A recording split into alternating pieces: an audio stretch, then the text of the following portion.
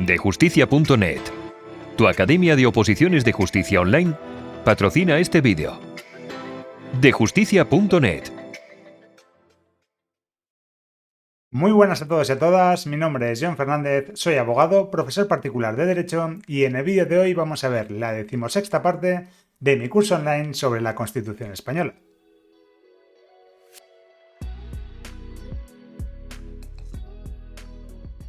En esta parte del curso vamos a comenzar a ver el capítulo segundo del título tercero de nuestra norma suprema. Pero bueno, antes de nada y como siempre digo, si es la primera vez que me ves en pantalla, lo mejor que te puedo aconsejar es que acudas a la descripción de este vídeo donde te voy a dejar un enlace a una lista de reproducción que he creado con todas las demás partes para que así lo puedas ver y te puedas poner al día. Si ya lo has hecho, te doy la bienvenida a esta 16ª parte del curso online, donde tal y como te adelantaba, vamos a comenzar a ver el capítulo segundo del título tercero de la Constitución Española. Y en concreto lo que vamos a ver es desde el artículo 81 hasta el artículo 86, ambos incluidos. En este vídeo lo que vamos a explicar es la importancia que tienen las leyes orgánicas, qué materias van a regular estas últimas, y vamos a explicar también la importancia de los decretos legislativos y su diferencia con los decretos leyes. Os doy una pequeña aclaración introductoria. La semana pasada y la anterior estuvimos diciendo que España se dividía en tres poderes fundamentales. Los tres poderes son el poder legislativo, el poder ejecutivo y el poder judicial. El poder legislativo, que es la capacidad de dictar normas con rango de ley, lo tienen las Cortes Generales, ¿vale? El poder ejecutivo lo tiene el gobierno, pero el poder legislativo, que es el de dictar normas con rango de ley, lo tienen las Cortes Generales. Ahora bien, aquí lo que vamos a ver, por ejemplo con los decretos legislativos, es que cabe la posibilidad de que ese poder se delegue en el gobierno para ciertas ocasiones. Es decir, vamos a ver cómo el gobierno, sin tener el poder legislativo como tal, va a ser capaz de dictar normas con rango de ley. Por un lado, por delegación, que os comentaba, y por otro lado, en los decretos leyes, por algún caso extraordinario o de urgente necesidad. ¿Vale? Eso es lo que vamos a ver en el día de hoy, así que sin más preámbulos comenzamos con este capítulo segundo del título tercero, denominado de la elaboración de las leyes. Primero, lo más importante, artículo 81. En el artículo 81 vamos a ver qué materias son o se regulan por ley orgánica. Una pregunta antes de esto. ¿La ley orgánica es más importante que la ley ordinaria? Es decir, si nos imaginamos nuestra pirámide jerárquica, tú que me estás viendo, ¿lo pondrías por encima de una ley ordinaria? Pues no. Las leyes orgánicas y las leyes ordinarias tienen el mismo rango jerárquico, ¿vale? Se sitúan a la par. Lo que pasa, la diferencia que tienen es que las leyes orgánicas sirven para regular las materias que vamos a ver en el artículo 81, es decir, se diferencian por materias y se diferencia también por la elaboración. Las leyes orgánicas suelen ser más difíciles tanto de elaborarse como de modificarse o destruirse. Pero en cuanto al rango jerárquico, que ya he visto por ahí algunos apuntes en los que lo sitúan por encima, no. ¿Vale? Si nos ponemos la pirámide, tendríamos arriba la Constitución Española y debajo de ello las leyes, ¿vale? Sin hacer distinción entre si son ordinarias u orgánicas. Dicho esto, vamos con el artículo 81. Artículo 81.1 son leyes orgánicas las relativas al desarrollo de los derechos fundamentales y de las libertades públicas, las que aprueban los estatutos de autonomía, las del régimen electoral general y las demás previstas en la Constitución. Esas cuatro materias, que luego se subdividen en muchos más, pero esas cuatro materias son las que se regulan por leyes orgánicas. Repito, derechos fundamentales y libertades públicas, las que aprueban los estatutos de autonomía de cada comunidad autónoma, las del régimen electoral general y las demás previstas en la Constitución. Es decir, a lo largo de toda la Constitución hemos dicho que, por ejemplo, esto se regula por ley orgánica. Pues en ese caso también se incluye dentro de este saco roto, que ya sabéis que me gusta llamarlo así, ¿vale? Que tenéis ahora mismo señalado en azul. Bien, pues estas cuatro, pregunta de examen fundamental, pregunta de examen que se suele repetir con demasiada frecuencia. Y bien, nos dice en el apartado 81.2 que la aprobación, modificación o derogación de las leyes orgánicas va a exigir mayoría absoluta del Congreso en una votación final sobre el conjunto del proyecto, ¿vale? Para aprobar, modificar o derogar una ley orgánica se exige mayoría absoluta del Congreso en una votación final sobre el conjunto del proyecto, ¿vale? De ahí que la diferencia sea no solamente en la materia que veíamos en el artículo 81.1, sino también en la forma en la que se aprueba, se modifica o se deroga, que lo vemos en el artículo 81.2. Bien, ¿entendemos esto hasta aquí? Perfecto, pues ya nos olvidamos de las leyes orgánicas por un momento y vamos a pasar en los siguientes artículos a ver los decretos legislativos. ¿Qué son los decretos legislativos? Pues son aquellas normas creadas por el gobierno, pero por delegación de las Cortes Generales. Lo que os decía, el poder legislativo lo tienen las Cortes, pero cabe la posibilidad de que lo deleguen en el poder ejecutivo, que lo tiene el gobierno, ¿vale? Se lo delega. Pues a esa capacidad de delegación, lo vamos a ver en un artículo posterior, pero os lo voy adelantando desde ya, se le va a llamar decreto legislativo, ¿vale? La norma creada por el gobierno mediante delegación de las Cortes Generales se llama decreto legislativo. Bien, luego os diré al final de la clase una regla mnemotécnica para acordarnos, no os preocupéis. Artículo 82.1. Las Cortes Generales pueden delegar en el Gobierno la potestad de dictar normas con rango de ley sobre materias determinadas no incluidas en el artículo anterior. Repito, no incluidas en el artículo anterior, es decir, que no sean ni derechos fundamentales, ni libertades públicas, ni las que aprueban los estatutos de autonomía, ni el régimen electoral general, ni las demás previstas en la Constitución reservadas a ley orgánica. ¿Vale? Entonces, si no están reservadas a una ley orgánica, cabe la posibilidad de que las Cortes Generales deleguen en el Gobierno la posibilidad de dictar esas normas. ¿Vale?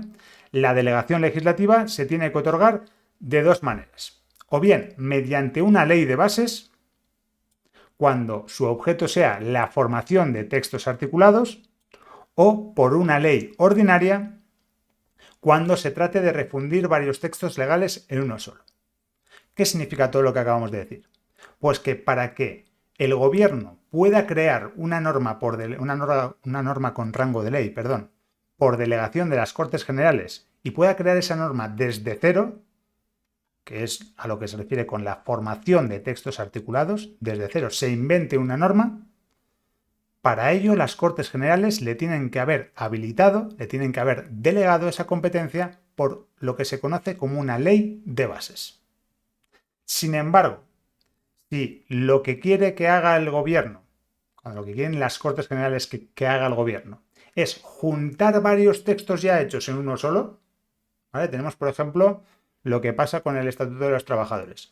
Hay normas laborales sobre la jornada, otras sobre las vacaciones, otras sobre permisos. Si lo que quieren es juntarlo todo en un mismo texto, pues lo que le va a hacer es delegar mediante una ley ordinaria. ¿Se entiende? Perfecto, ¿vale? Repito, por si acaso, la delegación legislativa se tiene que hacer por ley de bases cuando es crear una norma desde cero, cuando es la formación de textos articulados, o por una ley ordinaria cuando sirva para refundir textos en uno. Textos ya creados, lo juntan y lo ponen en uno. La delegación legislativa se tiene que otorgar al gobierno de forma expresa para materia concreta y con fijación del plazo para su ejercicio. Le van a decir, oye, mira, tú vas a llevar a cabo la elaboración del texto refundido del Estatuto de los Trabajadores. Y lo vas a hacer solamente para regular las condiciones laborales de los trabajadores por cuenta ajena y lo tienes que hacer en un plazo de 1 año. ¿Vale? ¿Cuándo se le va a acabar esa posibilidad? Pues la delegación se agota por el uso que haga de ella el gobierno mediante la publicación de la norma correspondiente. Es decir, en el momento en el que ya saque ese texto refundido del Estatuto de los Trabajadores, la delegación finaliza. No puede entenderse concedida de modo implícito o por tiempo indeterminado. ¿Vale? Se le va a hacer para llevar a cabo eso y durante un plazo, lo hemos dicho. La competencia, el poder legislativo, lo tienen las Cortes Generales. ¿Vale? Y tampoco podrá permitir la subdelegación, esto también es importante, a autoridades distintas del propio gobierno. Esto lo que quiere decir es que si las Cortes Generales delegan en el gobierno, es este último quien tiene que llevar a cabo esa competencia. No lo puede subdelegar en un tercero. ¿Vale? Perfecto. Además, las leyes de bases, que recordamos eran estas que tenían como objeto la formación de un texto articulado, van a delimitar con precisión el objeto y alcance de la delegación legislativa y los principios y criterios que han de seguirse en su ejercicio. ¿Vale? Pues van a decir, pues tienes que llevar a cabo las condiciones laborales y solamente eso y los permisos. Por ejemplo, crear de cero eso, cuando quieran inventarse una norma nueva. Pero le tienen que delimitar. No vale, oye, pues sí, tienes que hacer normas laborales y se ponen a hacer de todo tipo. No, va a estar delimitado el objeto y el alcance de esa delegación que se va a hacer. ¿Bien? Y cuando se trate de refundir textos legales, cuando se trate de coger varias normas que ya estén hechas y juntarlas todas en un mismo texto legal, van a determinar el ámbito normativo a que se refiere el contenido de la delegación y van a especificar también si se circunscribe a la mera formulación de un texto único o si incluye también la de regularizar, aclarar y armonizar los textos legales que han de ser refundidos. Es decir, cuando se refunde un texto, cuando se pilla una norma de un sitio, otra norma y se junta todo en un mismo texto, cabe la posibilidad de que juntes esos artículos y todo tenga sentido. Genial, magnífico, maravilloso. Pero cabe la posibilidad de que tú juntas varias normas, las pones todas en el mismo texto legal y no tiene nada de sentido, porque se refiere una a otra norma, esta se lleva a otro artículo, te pierdes. Entonces, en ese caso, cabe la posibilidad de que cuando le diga las Cortes Generales al gobierno que pueden juntar varios textos en uno, le permitan también aclarar ciertos conceptos. Pero eso tiene que venir en esa ley ordinaria que le va a posibilitar la capacidad de crear varios textos legales o de refundir varios textos legales en uno solo. ¿Vale? Perfecto, yo creo que más o menos se entiende, ya me diréis en los comentarios, pero yo creo que con estas explicaciones queda bastante claro. Además, por último, en este artículo 82, en el apartado sexto, vemos que sin perjuicio de la competencia propia de los tribunales, las leyes de delegación podrán establecer en cada caso fórmulas adicionales de control.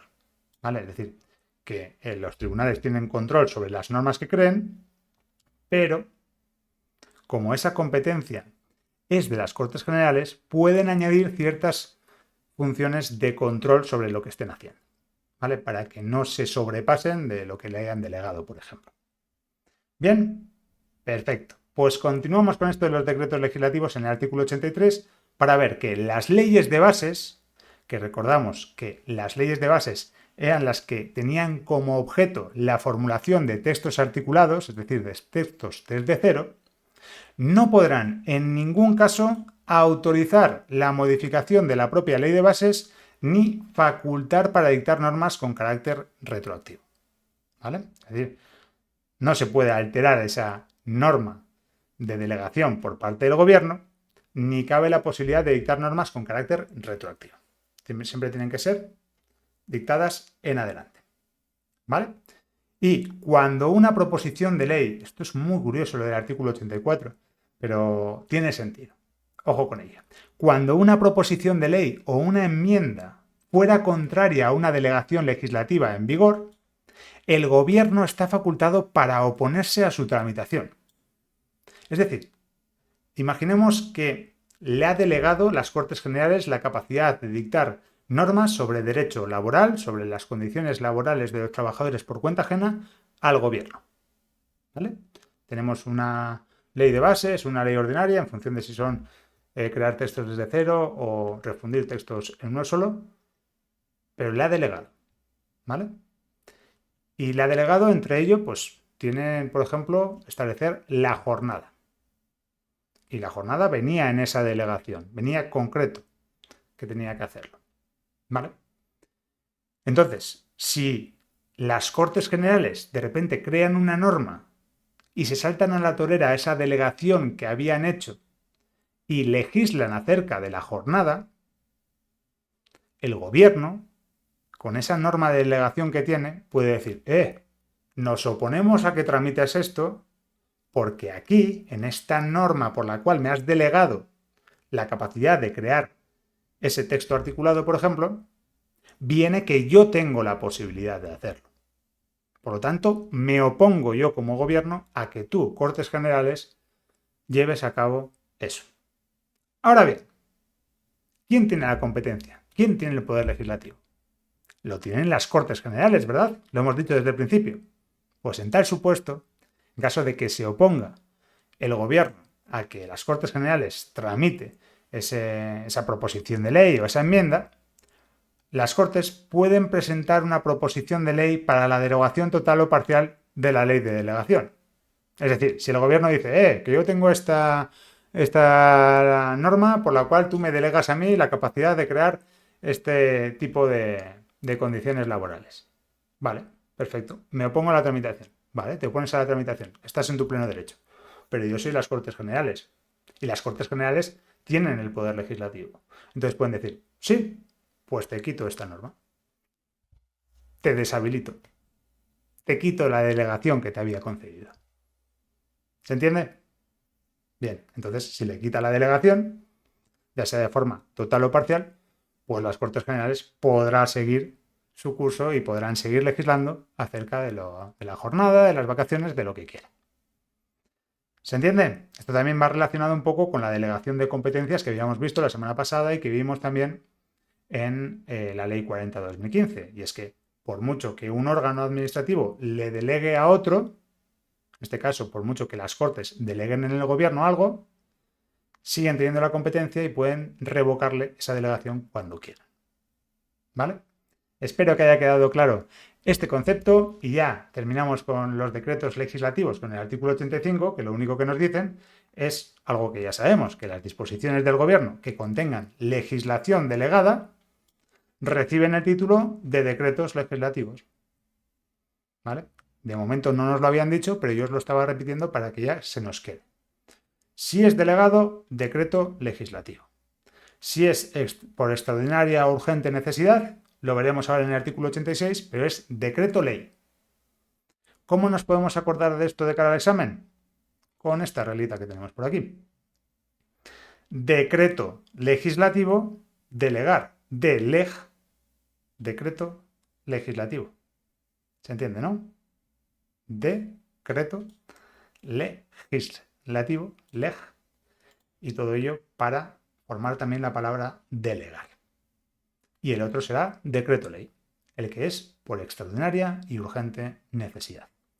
Este truco, siempre que lo he enseñado, siempre a todos le ha quedado desde el principio y espero que a ti que me estás viendo también se te quede. Por el momento vamos a continuar y vamos a ver lo último que nos queda en el artículo 86. Hemos visto los que son por delegación, decretos legislativos, pasamos a ver los que son por extraordinaria y urgente necesidad. En este caso lo que vamos a ver es que el gobierno también va a poder dictar disposiciones legislativas, es decir, va a poder crear normas con carácter de ley o con rango de ley, pero solamente cuando es eso, cuando es una situación extraordinaria y urgente, y le va a tener que rendir cuentas muy rápidamente a las Cortes Generales. Vamos con ello. En caso de extraordinaria y urgente necesidad, el gobierno podrá dictar disposiciones legislativas provisionales que van a tomar la forma de decretos leyes y que no podrán afectar a ciertas materias, que son, no pueden afectar al ordenamiento de las instituciones básicas del Estado, a los derechos y libertades de los ciudadanos regulados en el título primero, ya hemos estado estudiando ese título antes, así que lo recordamos, al régimen de las comunidades autónomas, ni tampoco al derecho electoral general. ¿Vale? Por mucho que haya extraordinaria y urgente necesidad, los decretos leyes no pueden tocar las materias que veis señaladas en azul. Además, como os decía, le tienen que rendir cuentas rápidamente a las Cortes Generales y en este caso se le tiene que rendir a una de sus cámaras, al Congreso. Los decretos leyes deberán ser inmediatamente sometidos a debate y votación de la totalidad al Congreso de los Diputados, convocado al efecto si no estuviera reunido en el plazo, ojo, importante, pregunta de examen, de los 30 días siguientes a su promulgación. Esto lo que quiere decir es que el gobierno dicta un decreto ley porque lo considera algo extraordinario y urgente, pero en el plazo de los 30 días siguientes a que promulgue esa norma, siempre y cuando no estuviesen reunidos ya, porque si están reunidos tiene que ser inmediatamente, pero si no están reunidos, en el plazo de 30 días siguientes a la promulgación, tienen que convocarle para que decidan acerca de si está bien hecho y de si se tiene que implantar, por ejemplo, como una norma más de nuestro ordenamiento jurídico, ¿vale? De hecho, nos dice que el Congreso habrá de pronunciarse expresamente, dentro de dicho plazo, dentro del plazo de los 30 días siguientes a su promulgación, sobre su convalidación o derogación. Es decir, sobre si considera que está bien, lo convalida y lo deja seguir para adelante, o si deroga esa norma porque cree que no tiene sentido. Para lo cual, el reglamento va a establecer un procedimiento especial y sumario. Y durante el plazo establecido en el apartado anterior, durante el plazo ese de los 30 días siguientes a la promulgación, las Cortes lo que pueden hacer, si considera que está bien hecho, es tramitarlo como proyecto de ley por el procedimiento de urgencia, ¿vale? Para que salga cuanto antes como una norma básica de nuestro ordenamiento jurídico. Bien, pues por aquí vamos a dejar el vídeo de hoy, ¿vale? La semana que viene ya terminamos con este capítulo segundo del título tercero. Pero aquí hemos visto cuestiones muy importantes. Hemos visto las materias reservadas a una ley orgánica y hemos visto la gran diferencia entre decretos legislativos, de leg, ¿vale? Delegar, y decretos leyes. Espero que os haya servido de ayuda y si es así, ya sabéis lo que tenéis que hacer. Puedes suscribirte al canal si no lo estás de forma completamente gratuita, activar la campanita para que YouTube te avise de cuando subo un nuevo vídeo, darle a me gusta a este para hacérmelo saber y sobre todo, y lo más importante, es compartir este vídeo con más gente para así poder ayudarles y para que así esta gran familia que juntos estamos creando pueda seguir creciendo. Asimismo, te recuerdo que si quieres una ayuda extra con el mundo de tus oposiciones, la puedes conseguir a través de mi canal de Patreon. En él subo numerosos recursos que te pueden servir de ayuda para el estudio, ¿vale? Tienes en la primera línea de la descripción el enlace a mi canal y en la segunda te voy a dejar el enlace a un vídeo en el que te explico cómo te puedo ayudar a través de esta plataforma. Lo dicho, nos vemos la semana que viene con un nuevo vídeo, nos vemos la semana que viene con la siguiente parte de la Constitución española. Un abrazo y mucho ánimo.